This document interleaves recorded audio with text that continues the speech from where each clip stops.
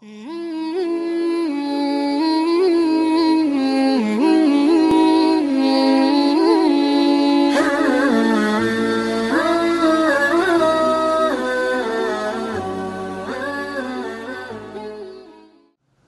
alhamdulillah ya ikhwan, kalian itu dikenalkan oleh Allah Subhanahu wa taala, Kiai Halim, Muallim Abidin dan guru-guru yang lain, Al-Ustaz Mufti Ahmad Nasihin dan yang lain-lain. Kalian dikenalkan oleh Allah Subhanahu wa taala yang mereka punya guru, sanadnya jelas, silsilahnya jelas. Bukan yang saya maksud di sini adalah silsilah nasab kepada Nabi Muhammad, itu jangan, enggak terlalu penting. Yang paling penting adalah silsilah sanad keilmuan kepada Nabi Muhammad.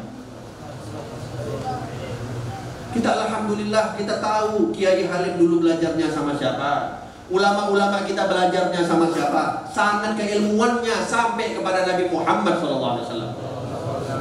Dan yakinlah dan sadarlah, guru-guru kalian itu jauh lebih berhak kalian muliakan dibandingkan orang tua kalian sekalipun.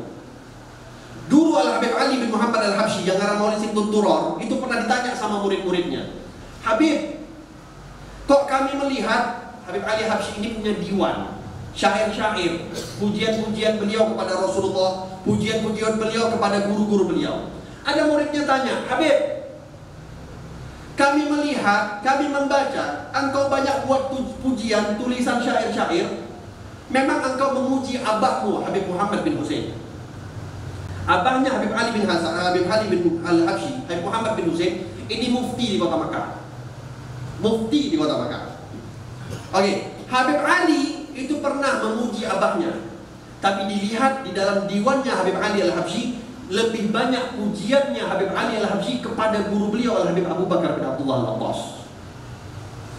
Sampai kalian mungkin sadar, ada satu qasidah, fi Huraidah qad hadarna majma'al qaumil kirami. Itu tulisannya Habib Ali Al-Habsyi. Beliau bilang apa? Fi Huraidah qad hadarna. Di kota Huraidah kami sudah sampai, kami sudah datang. Majma'al qaumil kirami, perkumpulan di dalam kota tersebut orang-orang yang mulia. Banyak lagi tulisan-tulisan pujian-pujian Habib Ali Al-Habsyi kepada guru beliau Habib Abu Bakar. Muridnya tanya iseng, Habib, kok kami lebih banyak membaca engkau memuji guru kamu daripada engkau memuji ayah kamu sendiri? Ayahnya ulama juga, mufti juga.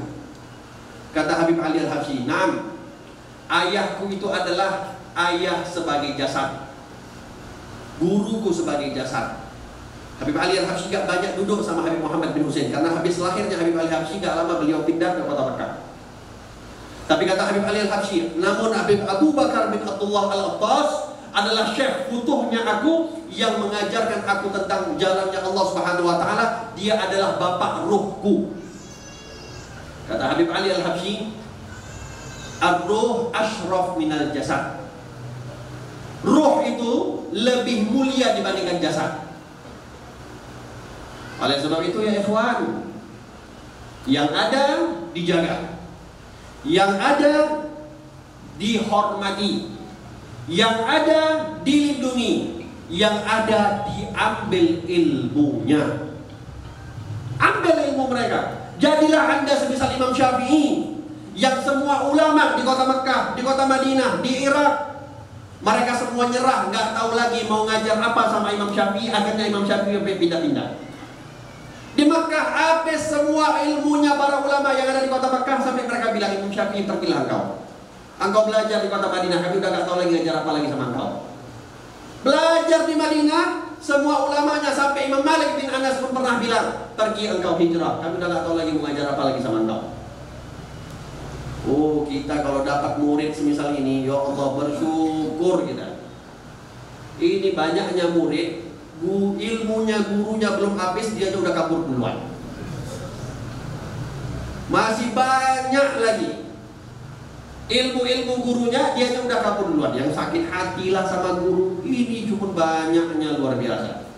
Sakit hati sama guru, sakit hati sama muallim, sakit hati sama kiai, padahal gak diapa-apain.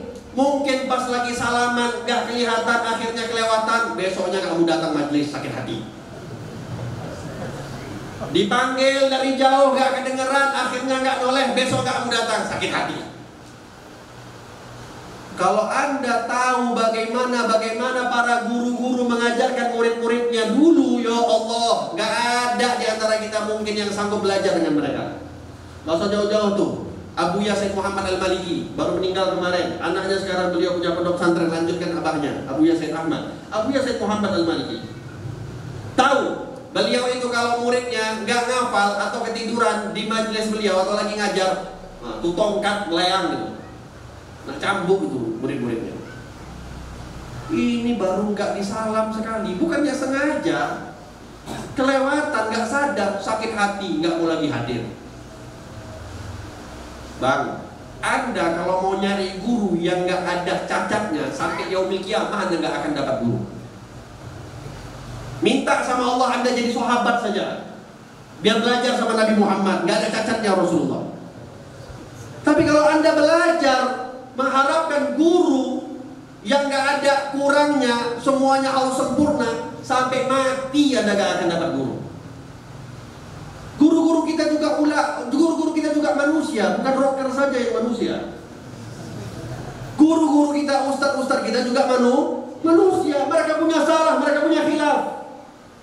Oleh sebab itu lihat bagaimana adabnya para ulama kita dulu. Syekh Abdul Qadir Jailani itu dikatakan, setiap hari beliau keluar daripada rumah beliau, sebelum mau masuk ke dalam majelis guru beliau, beliau infak sedekah 2 dirham.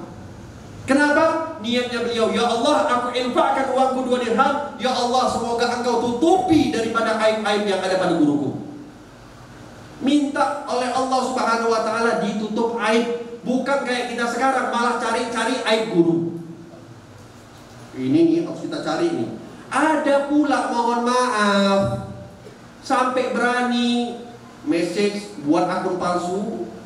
Gurunya nih laki-laki, dia buat akun palsu, Facebook kah, Instagram kah, dia godain, pakai foto perempuan agak seksi, dia godain. Ini kalau dibalas sama gurunya, besok nggak mau majlis lagi sama dia. Ya Allah, sampai segitunya ada, sampai segitunya pun ada. Mau cari-cari kesalahan Bu. Dan ingat, satu manusia biasa saja yang bukan ulama, Anda cari kesalahannya, Allah yang akan buka kesalahan Anda terlebih dahulu. Apalagi Anda mencari-cari secara khusus kesalahannya para alim ulama, yang dikhawatirkan bukan kesalahan Anda, istri Anda, keluarga Anda, semuanya dibuka oleh Allah Subhanahu wa taala.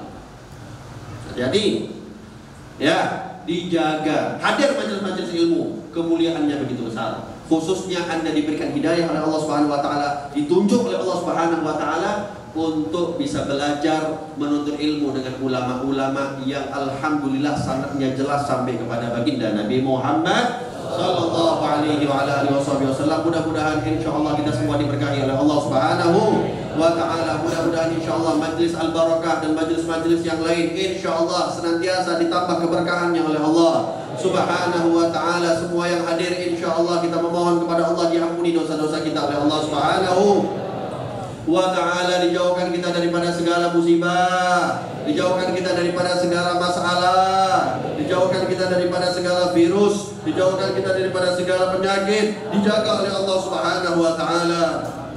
Yang diberikan senantiasa kesehatan oleh Allah Subhanahu wa taala. Yang sakit di antara kita mudah-mudahan segera diberikan kesembuhan oleh Allah Subhanahu wa taala. Orang tua kita yang sakit di rumah, keluarga kita yang sakit di rumah, anak-anak kita yang sakit di rumah, mudah-mudahan segera diberikan afiat, kesembuhan oleh Allah Subhanahu wa taala. Penyakit-penyakit mereka mudah-mudahan insyaallah menjadi sebab Allah membersihkan dosa-dosa mereka. Dan begitu juga mudah-mudahan insyaallah semua yang hadir pada malam hari ini, kita yakin semua yang hadir pada malam hari ini, Anda semua mempunyai hajat Anda masing-masing kepada Allah Subhanahu wa taala. Tak perlulah untuk kita sebutkan satu persatu. Anda punya Allah, minta sama Allah, berharap kepada Allah, berdoa kepada Allah. Gak usah jatuhkan, sandarkan harapan Anda kepada manusia, kepada makhluk, hanya bersandar kepada Allah Subhanahu wa taala. Allah jauh lebih mengerti akan permintaan-permintaan kita. Allah jauh lebih mengerti akan doa-doa kita. Mudah-mudahan insyaallah semua yang datang membawa hajat dikabulkan hajatnya oleh Allah Subhanahu wa ta'ala. Yang sulit rezekinya mudah-mudahan segera dipermudah oleh Allah Subhanahu wa ta'ala. Yang belum mendapatkan pekerjaan mudah-mudahan insya Allah diberikan pekerjaan yang halal, yang berkah oleh Allah Subhanahu wa ta'ala. Yang belum punya keturunan mudah-mudahan insya Allah diberikan keturunan yang salihin salihah. Yang belum mempunyai pasangan insya Allah diberikan pasangannya oleh Allah Subhanahu wa ta'ala, pasangan yang salihin, pasangan yang salihat. Dan insya Allah mudah-mudahan harapan terbesar kita ya Allah, ya Allah, ya Allah, harapan terbesar kami ya Allah, matikan kami dalam keadaan husnul khatimah. Ya Allah, matikan kami dalam keadaan husnul khatimah ya Allah. Gak ada gunanya ya Allah kami memiliki harta dunia sedunia sekalipun kalau kami mati dalam keadaan su'ul khatimah ya Allah. Ya Allah, matikan kami dalam keadaan kami sedang sholat ya Allah. Matikan kami dalam keadaan sedang kami mengucapkan kalimat la ilaha illallah Muhammadur Rasulullah sallallahu alaihi wasallam. Ya Allah, matikan kami sedang beribadah kepada Engkau ya Allah. Banyak di antara kami yang ingin mati dalam keadaan sedang berada di depan Baitullah, di depan rumahmu ya Allah, di Ka'bahmu ya Allah. Banyak di antara kami yang berkeinginan mati di tanah kelahiran atau di tanah wafatnya baginda Nabi Muhammad sallallahu alaihi wa ala alihi wasallam. Kabulkan semua hajat-hajat kami ya Allah.